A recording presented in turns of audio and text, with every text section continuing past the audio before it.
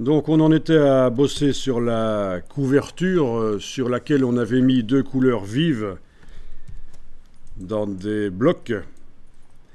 On avait également mis une image noir et blanc, vraiment en niveau de gris. On l'avait transformée en niveau de gris dans Photoshop. On l'a mise sur la couverture également. Et on l'avait colorisée. En sélectionnant avec la flèche blanche, on avait pu aller coloriser par fenêtre, couleur nuancier, en mettant une couleur ou l'autre. Pour que les couleurs restent bien vives, on avait été dans édition espace de fusion des transparences et on était passé en espace RVB du document.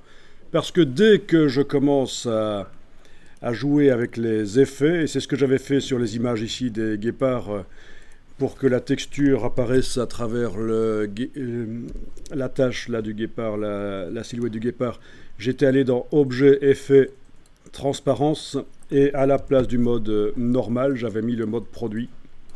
Donc en mode normal, on n'a pas le mélange de l'image avec la texture d'en bas. Et en plus, il y a le blanc de l'image qui apparaît. Alors qu'en mode produit, le blanc de l'image disparaît.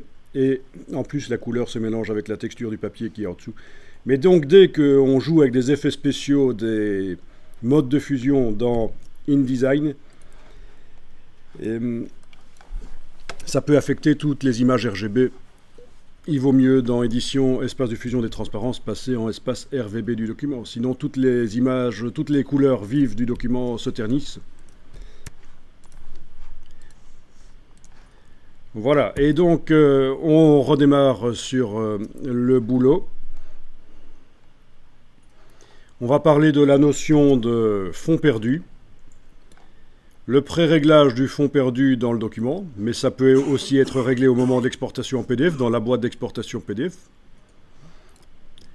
L'exportation en PDF avec trait de coupe, conversion de RVB à CMJN au moment de l'exportation. Sous-échantillonnage à 300 pixels par pouce ou toute autre valeur demandée par l'imprimeur. Puis on parlera d'une chose vraiment extrêmement importante en infographie, c'est comprendre la différence entre la résolution et la définition des images. Et je vous renseignerai Idico TV, qui est une chaîne YouTube que je n'ai pas faite, c'est québécois, et ça contient plein de petites informations très intéressantes quand on est des infographistes débutants. Donc voilà ce qu'on fait maintenant.